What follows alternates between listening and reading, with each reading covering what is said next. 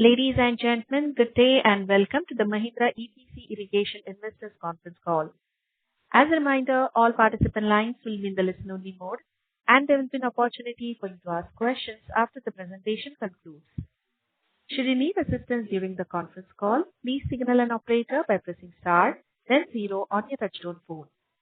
Please note that this conference is being recorded. I now hand the conference over to Mr. Ramesh Ramachandran, Managing Director, Mahindra EPC. Thank you, and over to you, sir. Thank you, and a very good afternoon to all our listeners. On behalf of Mahindra EPC, I would like to sincerely thank you for joining this call. Thank you also for continuing to take a keen interest in your company.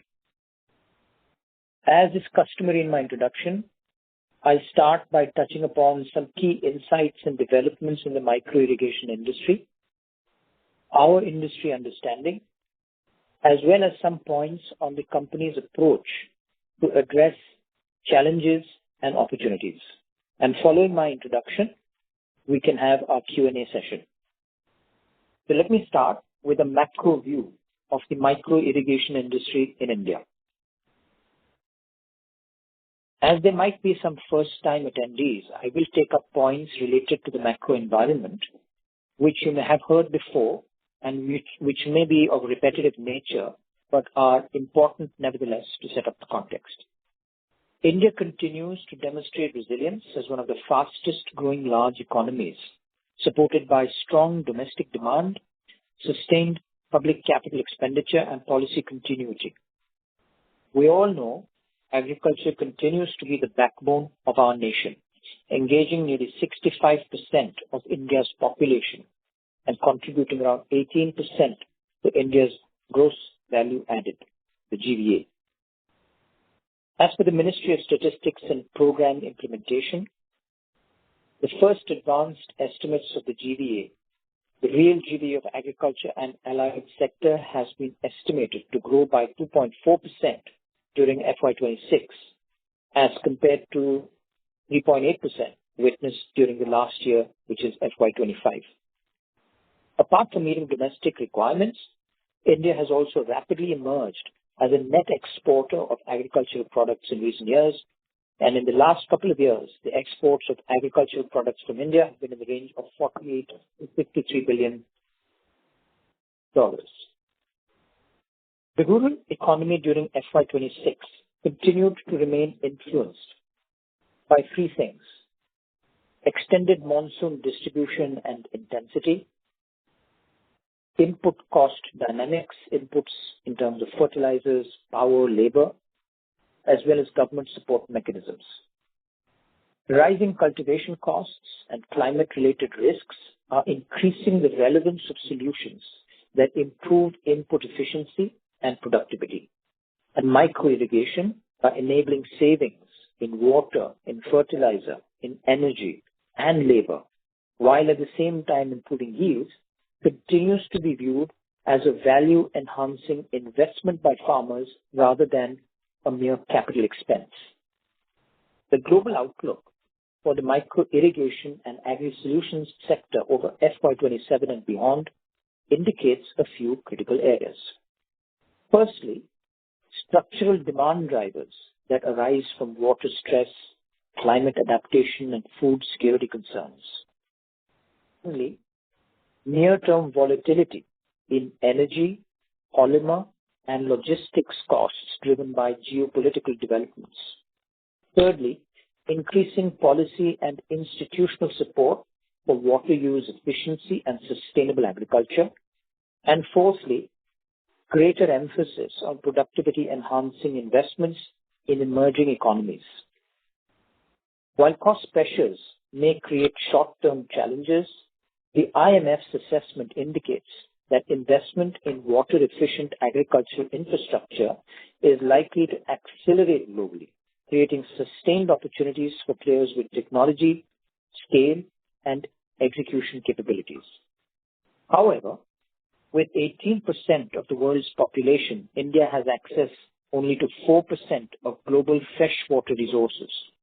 Agriculture alone consumes over 80% of India's freshwater withdrawals. As per current estimates, per capita water availability in India is expected to drop from 1,545 cubic meters in 2011 to 1,140 cubic meters by 2050, which would then classify India as a potentially water-scarce nation. Additionally, India is likely to see faster growth rates in the secondary and tertiary sectors, including manufacturing, construction, electricity, utilities, etc. And to support the actual rates of growth and the required rates of growth in these sectors, a larger share of water available in India needs to be provided to these sectors. Since there is a natural limit on sources of water, a lot of the water required for these sectors needs to come from reduced water consumption in agriculture. This reduction will come from all types of water, all types of surface water, groundwater conservation and recharge projects, but also it will come from on-farm water management, which is where micro-irrigation comes in, and which includes farm water use efficiency improvement. And this context puts micro-irrigation at the very heart of India's sustainability and economic transformation initiatives. The micro-irrigation addresses three of India's four goals. First, water use efficiency. Second, productivity improvement. And third, doubling of farmers' income. As I have mentioned in previous investor calls, there are various studies clearly proving that micro-irrigation benefits the farmer by saving costs such as fertilizer, labor, and electricity in the range of 20 to 30%, while at the same time improving productivity by 30 to 40%. With this background, as we look at the potential and the existing penetration of micro-irrigation in India, we see only about 17 to 18% penetration of the total identified current potential for micro-irrigation, which is 72 million hectares. This estimated potential is based mostly on groundwater availability and some portion of surface water. If most of the surface water is also assumed to be available for agriculture, then the potential for micro-irrigation will just double from the 72 million hectares. In other words, there is a big upside for this industry. Let me now share some key trends and observations from CRISIL. The first is on policy-driven demand. Demand for micro-irrigation is heavily guided by state and central government subsidies and budgetary allocations. While the sector has seen long-term growth, short-term demand can be volatile and impacted by election cycles, example in fiscal 2025, and it can also be impacted by agricultural policy changes. The second observation from CRISIL is on working capital intensity. Companies in this sector, including key players, face high working capital requirements due to delayed payments from state governments, resulting in high receivables. The third observation they make is on industry restructuring. Leading firms are shifting focus towards cash and carry models, reducing dependence on EPC projects with long payment cycles, and expanding into non-subsidy based products to improve their liquidity, which exactly is what your company is doing. The fourth observation is on operating margins. Profitability is sensitive to fluctuations in raw material prices and the ability to pass on cost increases to government bodies. But as your company is demonstrating, there are ways to manage this through product mix and market mix. The fourth observation is on market position. CRISIL highlights a strong market position for key players with established dealer networks and strong parent support, and your company is a good example of one of them. With this in background, the Government of India has therefore set an ambitious target of 2 million hectares annually, aiming to cover 10 million hectares over the next 5 years. The commitment of the central government is evident from the fact that in FY26, for the first time, the central government has issued 43% of its annual fund allocations for the states in the form of mother sanctions, and that too by the month of May 2025.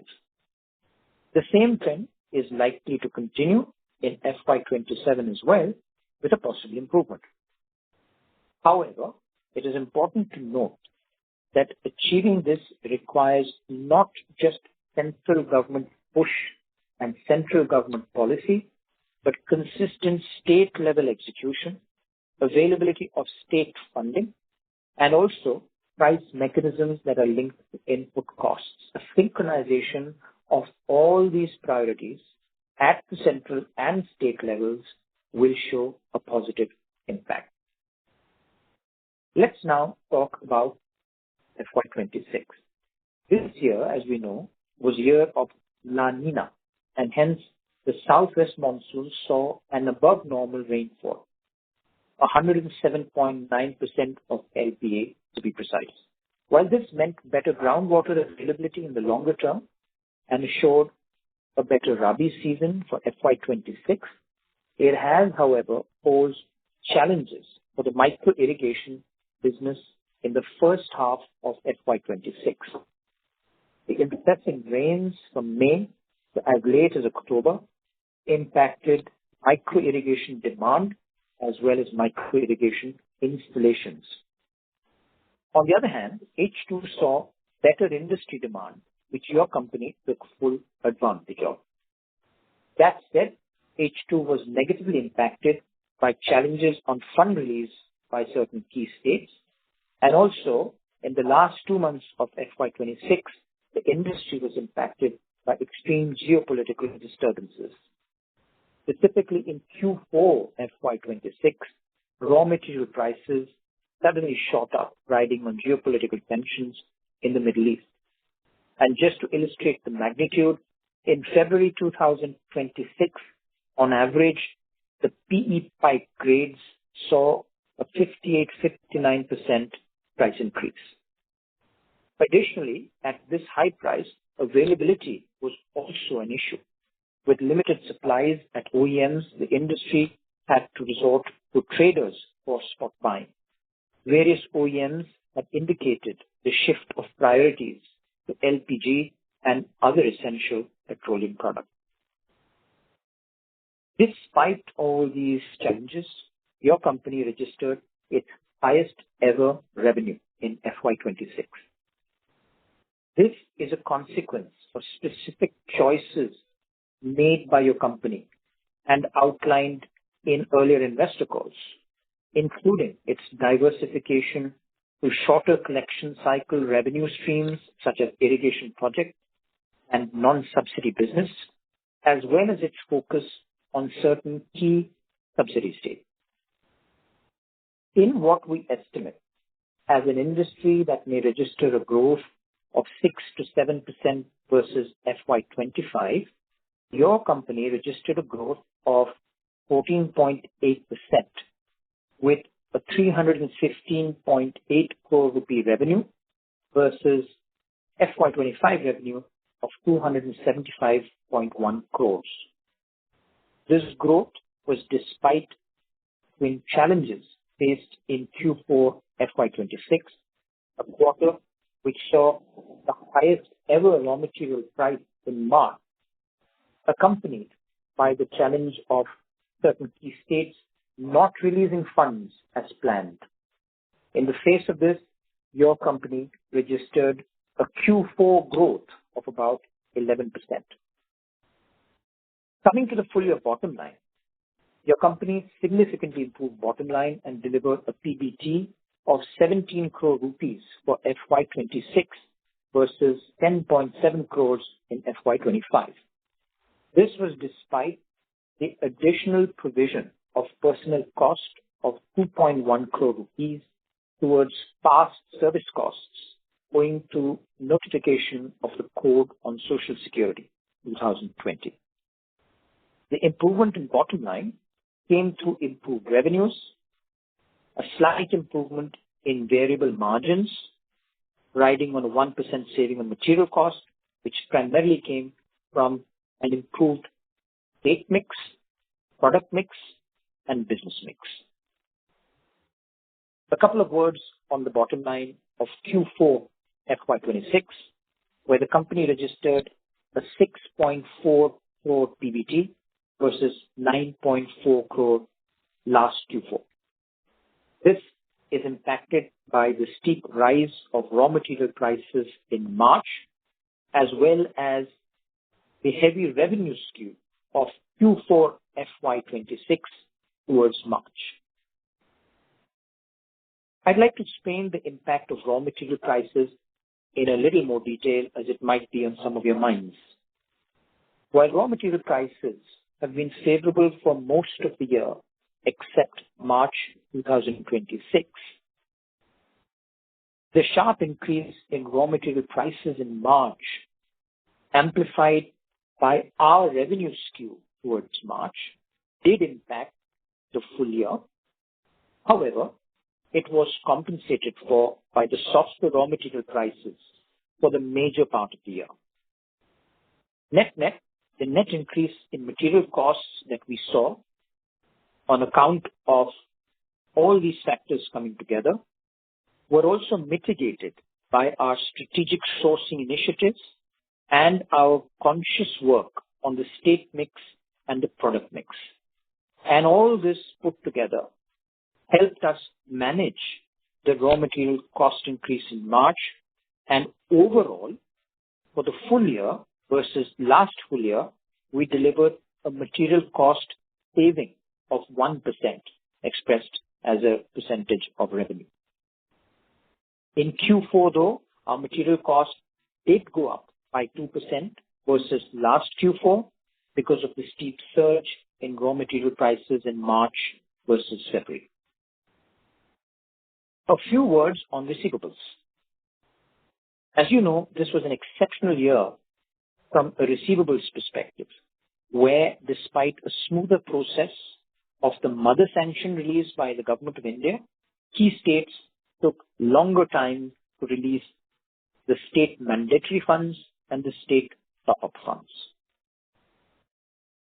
Because of this led to a pileup of receivables for the industry in FY26, which significantly increased over the FY25 opening status for receivables.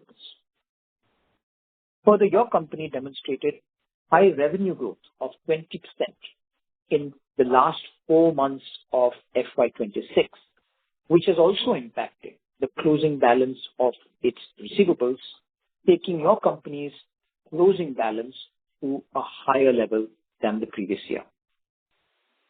Your company did well to mitigate this number from increasing even further by improving the non-subsidy share of its business to an all-time high of 35%.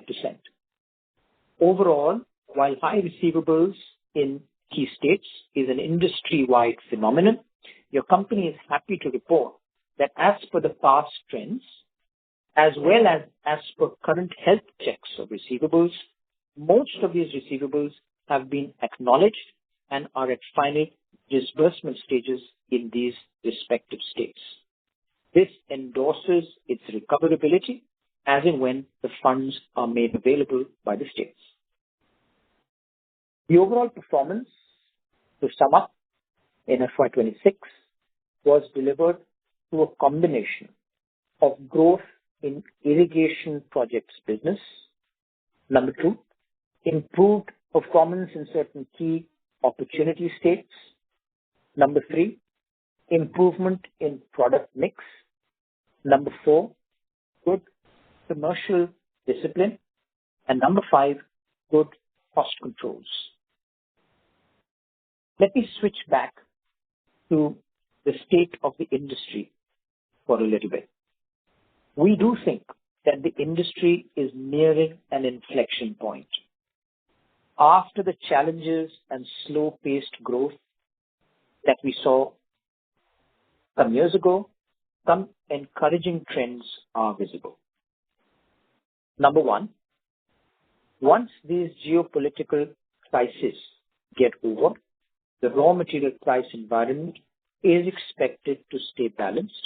Though these may not be enough to take us to FY20 material cost levels, they are likely to stay range-bound. The only caveat here is that geopolitical events are difficult to predict, and hence we see reason to be cautious on this front for Q1 FY27.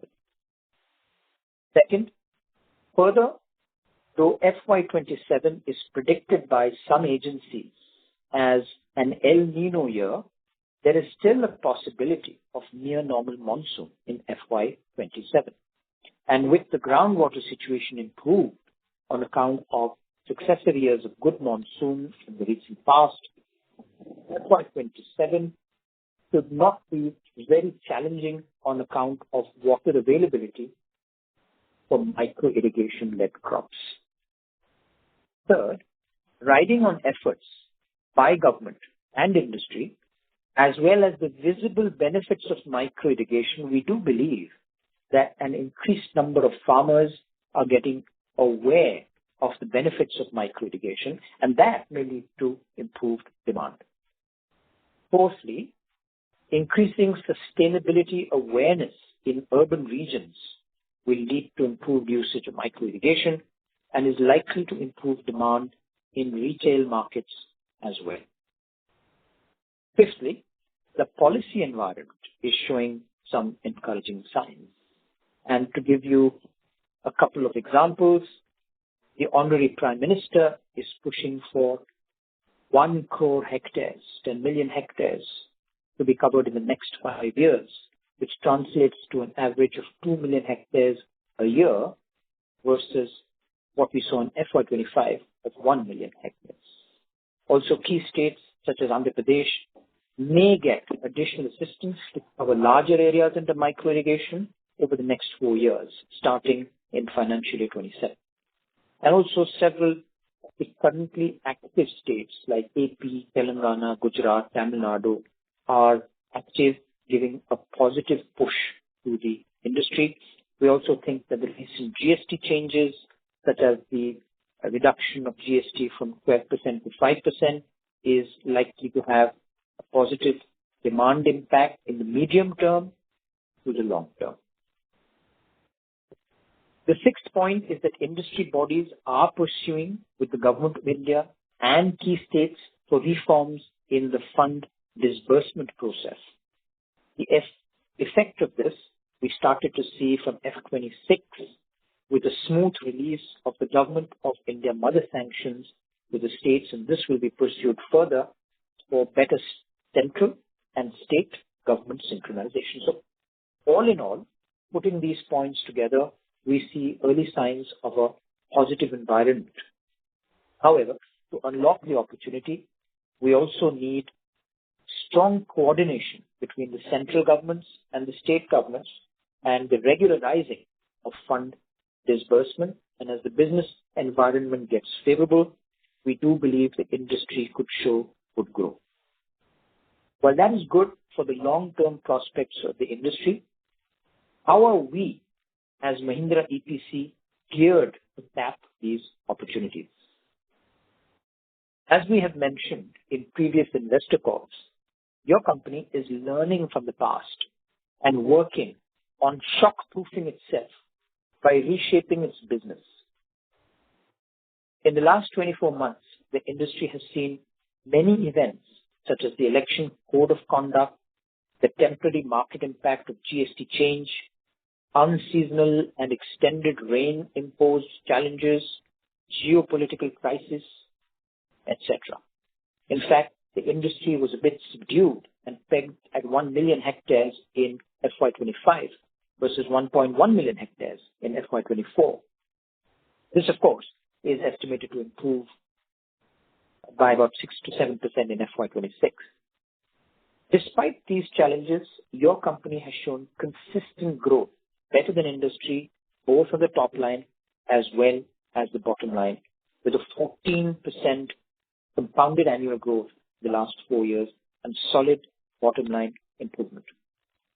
Steadily improving the foundations of the business leading to consistency and predictability is very important for us. And so we've done a lot of groundwork in the following areas.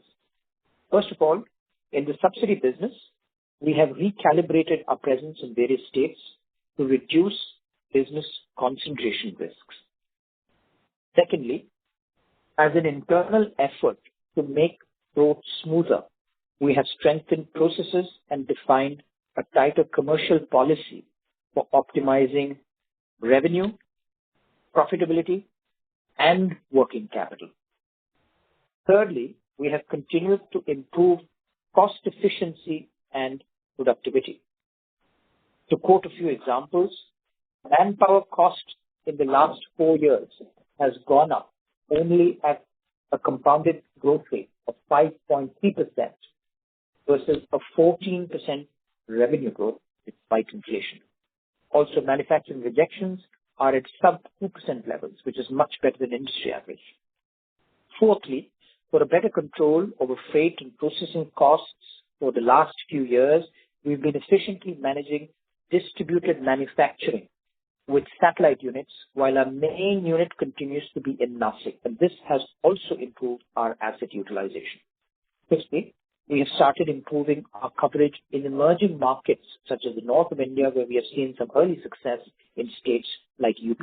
And here I would like to mention that after an exploratory 2 years, we now have a stable base in the state of UP, and we've grown by about 28% in the financial year 26 versus last year. Sixth, we have strengthened internal capabilities to address non-subsidy segments such as the thin wall business, institutional sales, and irrigation projects of the small and middle size. In fact, you will be happy to know that we've reached a 35% contribution of non-subsidy business for FY26 from a mere 3% in FY20. Today, we have an unrecognized work order pipeline of about rupees 53 crores for irrigation projects, with a further upside of about 20 crores. And besides this, we're also exploring exports markets in coordination with Mahindra and Mahindra's tractor businesses' international operations. As we create a more stable, more consistent, and steadily growing revenue base, we will also look at margins. With the improvement in the subsidy business, no doubt our margins will improve, particularly to our business in the higher margin states. And in the non-subsidy business, as our brand gets more established, like it is in the subsidy business, we will also start funding a better price and better margins. As I come to the end of my information sharing session, I'd like to briefly touch upon one more point, and that is the M&M parentage of Mahindra EPC. As you know, M&M is a blue chip company with the highest standards of corporate governance and transparency, which we as Mahindra EPC benefit from. M&M also has a strong track record of manufacturing and marketing excellence, which will benefit your company over the next few years. And recently, we have developed a few projects also in collaboration with M&M Sustainability as well as our CSR teams. We are further exploring agri-EV projects on similar lines. To summarize and conclude, we feel that the micro irrigation industry will, like any industry, go through some ups and downs, but the long-term outlook is compelling, and in the medium term, we as Mahindra EPC are well placed to take advantage of both our unique advantages as well as emerging opportunities to deliver above industry performance. And that brings me to the end of my session. Thank you very much for listening patiently. I will now open this up to questions. Thank you very much, sir. We will now begin the question and answer session.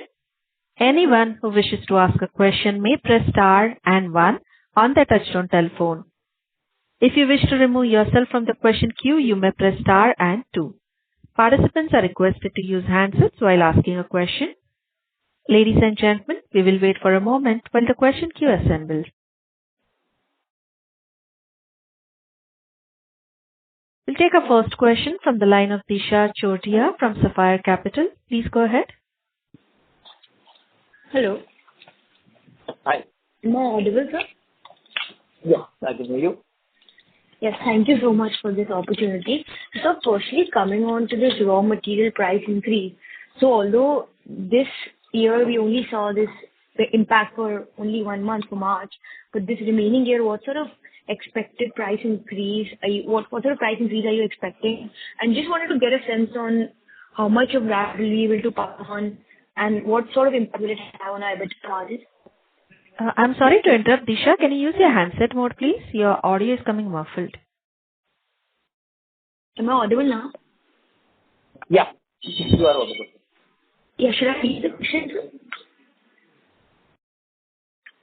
Hello? Yes. Sir, do you want her to repeat her question? I don't think I need her to repeat her question. Nisha, just tell me if I got it right.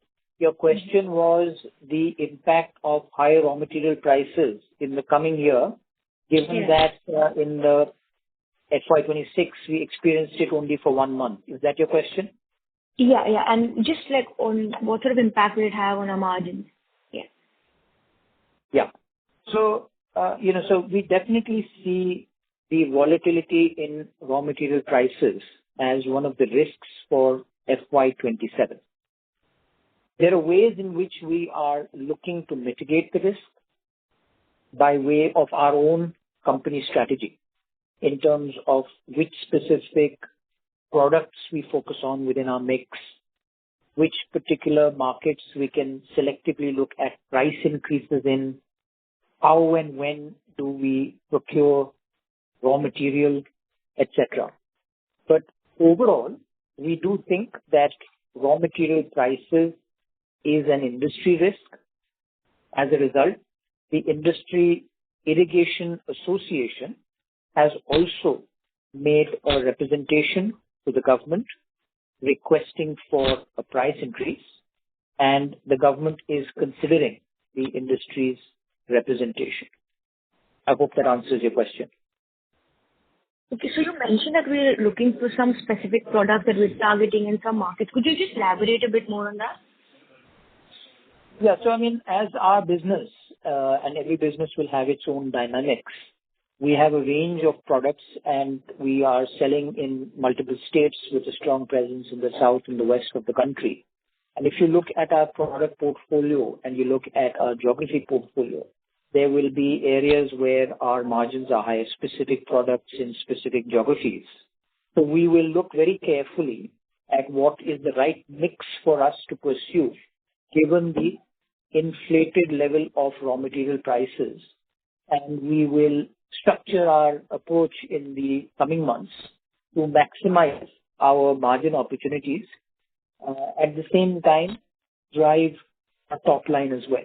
So I think that is something that every company will form its own approach on, and ours looks like what I just described. So product mix intelligently chosen, geography mix intelligently chosen, and the timing of our raw material prices also chosen carefully. So any sort of number as to what EBITDA margin you will be targeting? Will we be able to maintain what we've done in FY26? So Nisha, we don't tend to give outlooks. As of now, what we would say is that our approach will broadly follow the lines that I described. We don't have a control on what happens to raw material prices, but as an organization, we will use the levers at our disposal to manage our business and deliver the best results we can in these circumstances. And we are positive that we have identified some levers that we can manage, but we do see raw material prices as a risk. Okay, fair enough, sir. And just the last question on, we saw a huge jump in the other expense. What was the reason for that? Sorry, can you please repeat? We saw a huge jump in? Other expenses. Yeah. So that has a few components. The other expenses has a few components, as you know. So if I were to just look at, some of the things that went into it, the first is project expenses. So in our revenue mix, like I said earlier, we have a subsidy revenue stream. We have a non-subsidy revenue stream. And the non-subsidy revenue stream, the largest contributor of the non-subsidy revenue stream is our projects revenue stream. Projects being government projects that that are tendered and that we win. Now, in that revenue stream, which is the projects revenue stream, the collection cycles are better for us and the revenue volatility is also lower. That has a higher level of variable expenses. And when we sell more as part of our total revenue in projects, then we tend to see lower raw material costs because they have lower raw material costs, but we tend to see higher variable expenses. So a large part of our other expenses is really the fact that the mix of business in Q4 veered towards projects. So that's the number one reason. And we have also increased some costs in terms of manufacturing fixed and manufacturing variable.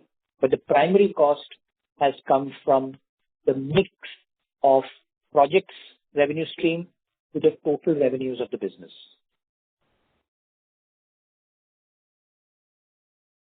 Thank you. Before we take the next question, would like to remind participants to ask a question, please press star and one on your phone. Next question is from the line of Aditya Shah from Vikram Advisory Services. Please go ahead. The initial remarks, sir, you gave in your opening speech were great. It was very informative.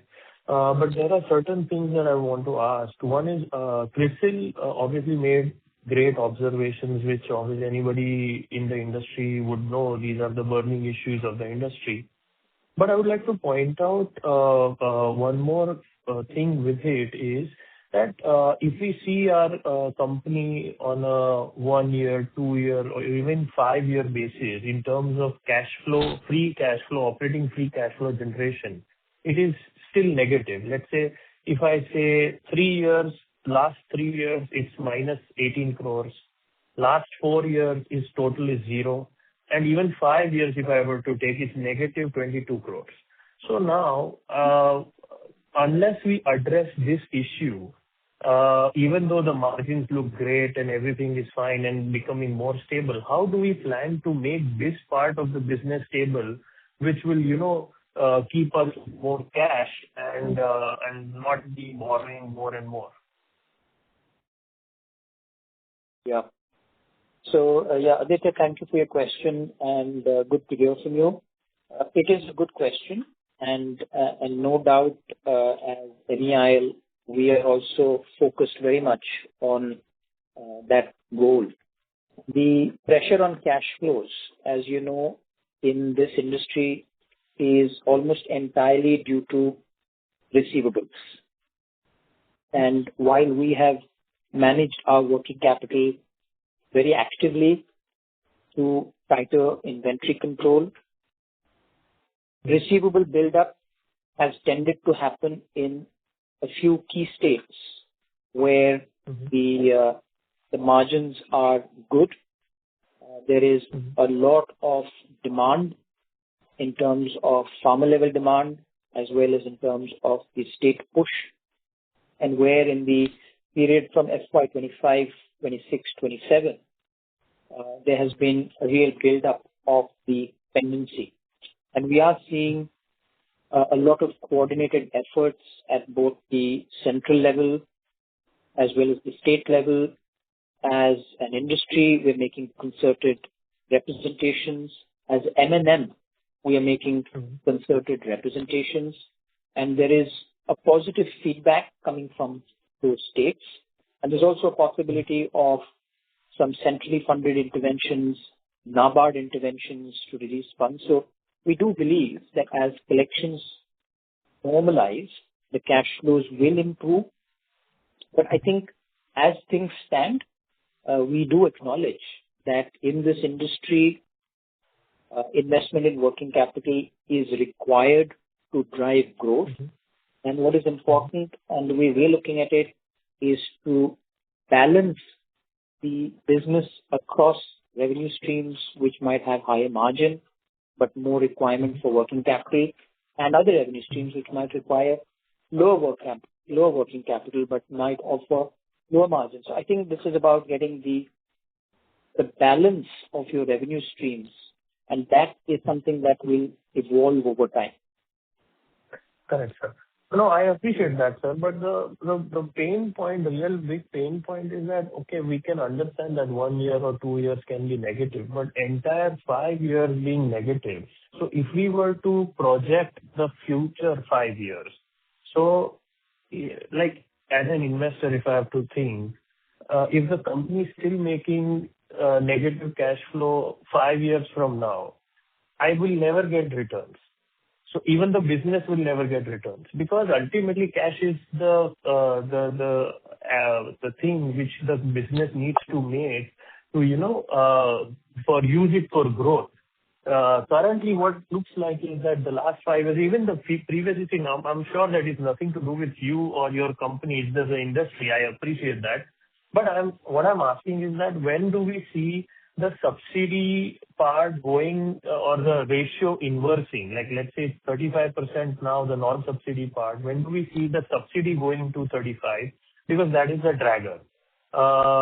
That's a very important question for me. Second is, out of the trade receivables of this 217 crores, 217 crores, how much of it is attributed to non-subsidy business? Yeah. So good questions, Aditya. The first question is in terms of the business mix.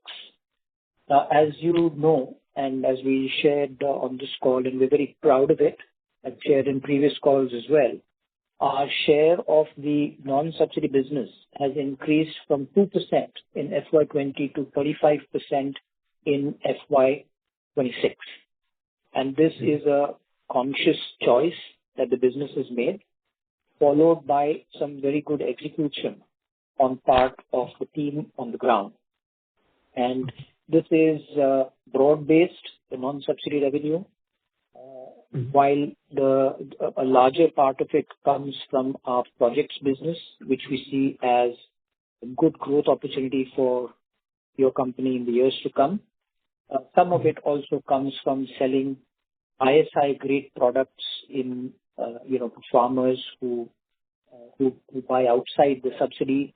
Some of it comes from sales to institutions. So it is a more broad-based revenue stream, and it has grown significantly in the last 5 or 6 years. And we are very focused on continuing with that journey. So without giving you a date, what I will say is that you have essentially summarized the strategy of our company, which is to increase the contribution of the non-subsidy revenue stream in the total. What I will also say is, again, without putting a timing to it, that there is cyclicality in payments, and as with some of the 2 states in the south and 1 state in the west, as they start regularizing their payments and start paying, which we expect imminently, then we will see good cash flows. And while at the same time our revenue mix will also be improving, so we do see possibilities of going back to some of the earlier years where there was a positive cash flow. But I mean, in summary, that is our focus and our strategy as well. That's good to hear, sir. Thank you for that. But the first question that I asked about was how much of the 217 receivable is attributed to non-subsidy? Yes. Sorry, I forgot to answer that question. Yes, you did ask 2 questions. And the second question was how much of our total outstandings comes from the subsidy and the non-subsidy business. So I would say that about 80%, 80 to 90% of it comes, 85 to 90% of it comes from the subsidy business. So it is predominantly coming from our subsidy business.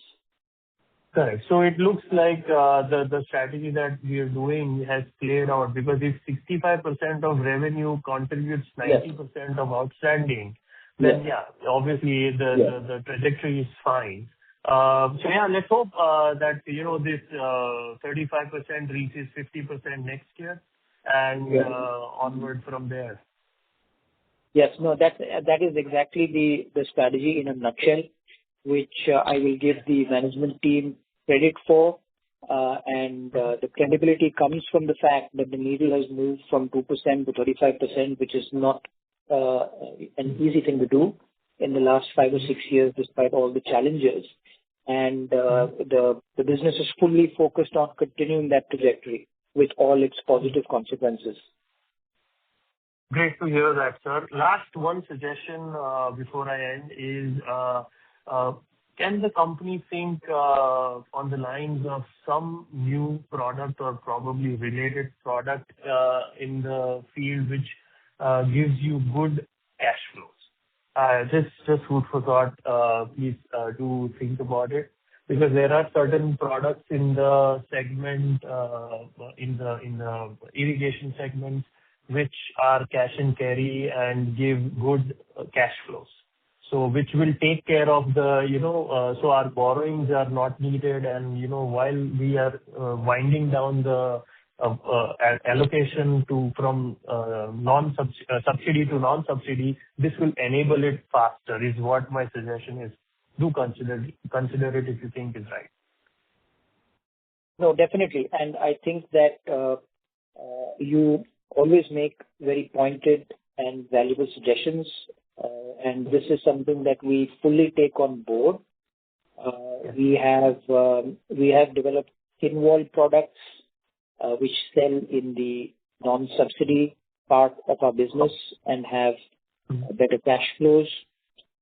We also sell mulch sheets, which is also something which is a related product but gives us better cash flows. And we do have other ideas in terms of products that we should introduce in time to come to both increase our top line as well as improve our cash flow. Yes. And balance. That is exactly what, sir, I'm targeting. Thank you. Yeah. I'm happy to hear that. Yeah. No, definitely. So I think that we take your points very seriously, and work is ongoing and will continue. Thank you. Thank you so much, sir. And last observation is it's good to see onboarding of Ms. Mehta and the other person from this Balram Yadav. Yeah, Balram Yadav. Yeah. So looks like we are diversifying our board for a bigger agri play, is what it looks like. The indications looks good. Yeah, so we welcome them, and there's representation on the board. They come as people with deep industry experience, and they will definitely add value to our discussions and our approach going forward. So thank you for acknowledging that. Yes. Thank you, sir. Thank you. Thank you. Ladies and gentlemen, to ask a question, please press star and 1 on your phone now. Okay. I think that we are done with questions as far as I can tell. So we have one. Should I go ahead and take it? Yes, we have 2 more. Yeah. We can take those 2 more questions, and then we can close. Okay, sir. The next question is from the line of Milan Shah, an individual investor. Please go ahead. Hello. Yes, we can hear you. Please go ahead. So I wanted to know about any capex plans for FY27. Hello. Yes, hi. I can hear you. Milan, you asked about whether we have any capex plans for FY27. Is that correct? Yes. Hello? Yeah, it's correct. Okay. Yeah. So we do have capex plans. We have capex plans every year, and then obviously we manage our capex planning basis the requirements of the business, the financial requirements of the business. Most of our capex plans are focused on improving productivity And on capacity expansion, they focused on current product lines, and we choose them carefully. So, for example, we made an investment in a power surge equipment, which has delivered immediate benefits by way of savings in our electricity. And so when we look at CapEx, we obviously have plans for the year, which we go through with basis the considerations of the business. But whatever we do execute, like the power surge solution that we execute in FY26, have strong business cases. So there will be an expectation that we get quick payback on whatever we spend.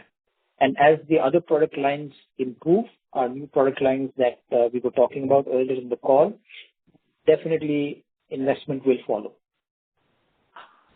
Okay. Thank you. Yeah. Thank you.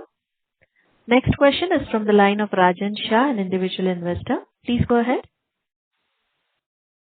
Yeah. Good afternoon, Ramesh ji. How are you?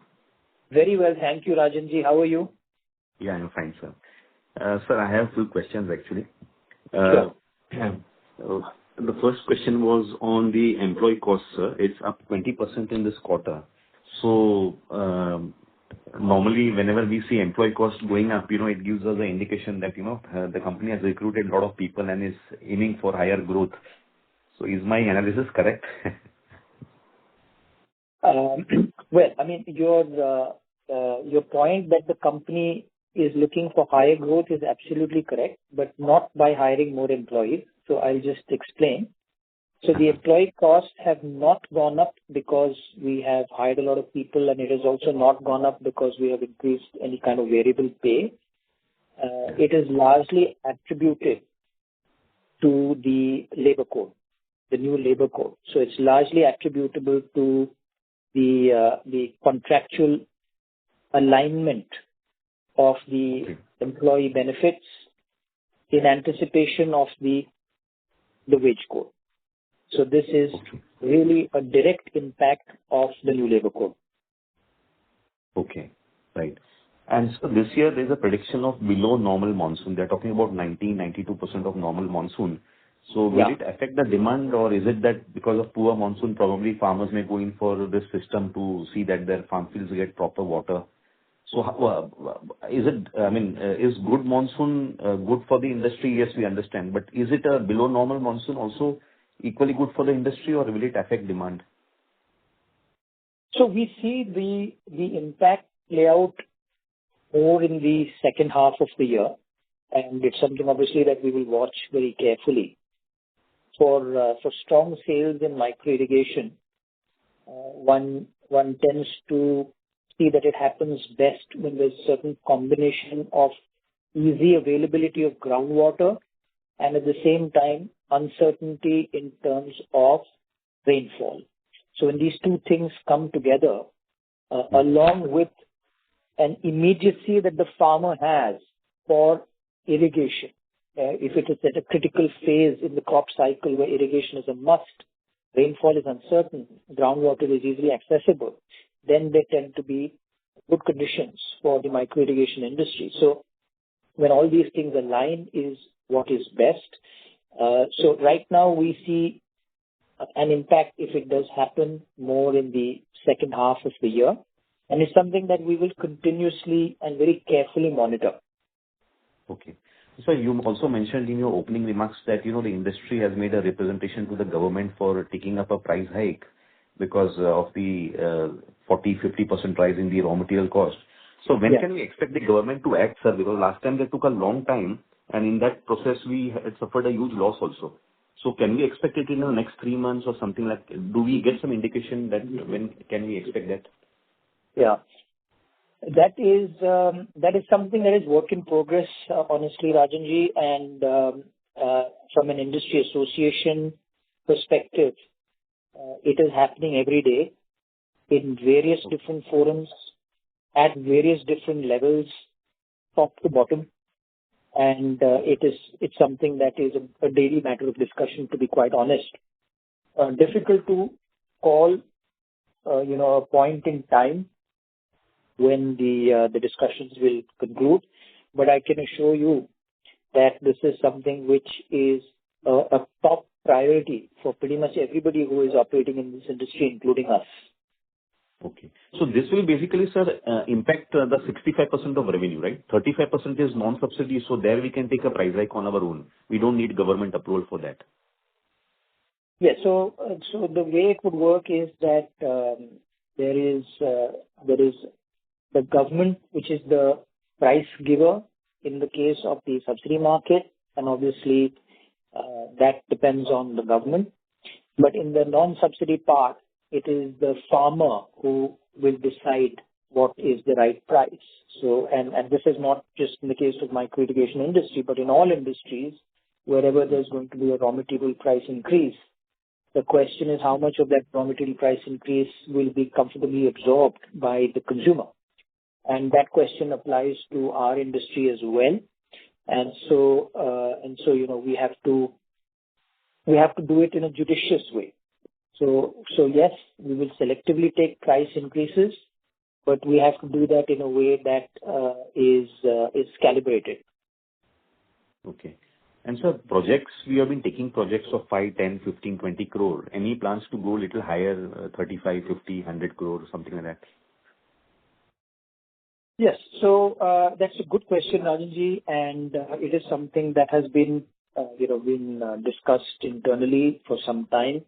And we are preparing for, maybe not a significant increase in the size of projects that we manage, but for, a sort of step up from where we are. It requires us to have to align certain internal capabilities, have certain types of experience, and we're building on that. Fine. And sir, last question. Yeah. The project business is currently how much of the subsidy business? 65% is subsidy business, right? So how much is the project business of the total turnover of 315 crore? So it would be about a quarter of our total business. Acha, so about 75 crore is project business. Okay. Yeah, in that sort of way. Acha. And what is the order book position, sir, today as of now? I mean, last year we had disclosed that I think it was 73 crore or something. So this year, do we... So this year we have an opening pipeline of about 55 crores. And we see a further upside. So that is very clear to us, at 55 crores. And then we see a possible upside of another 20 crores on top of that as we start the year. Acha. So around 75 crore by the end of this month we can expect. There is definitely visibility for the 55. It's actually 54. And the remaining upside is in process and will sort of get clearer in the next few weeks. Acha. Fine, sir. It was very informative opening remarks, and thank you for answering all the questions, sir. All the best, and we look forward to a year where we report at least 350-360 crore of top line, and with little bit of price hike, we are in profits for the year, because last time in 21-22, I think we reported about 12 crore of loss because of crude going up to 100. Correct. So this time, if we can just break even also for this year, my expectations are a little low, but at least if we can report good top line and break even and maybe report a little nominal profit, that would be good. Thank you so much, definitely. And all the best, sir. Yeah. So first of all, thank you for your very insightful questions and comments, and thank you also for your good wishes. We definitely want to, with your good wishes, we will definitely deliver numbers that are something that make everybody happy. So that's our focus. Sir. Thank you so much. Thank you. It was good to hear that, sir. Thank you. Likewise, Rajni. Thank you. As there are no further questions from the participants, I now hand the conference over to Mr. Ramesh Ramachandran, Managing Director, for closing comments. Over to you, sir. Thank you for all the questions to the investor community. We look forward to speaking to you again in a few months' time. Till then, all the best. Thank you. Bye-bye.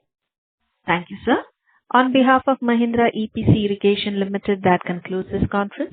Thank you for joining us, and you may now disconnect your lines.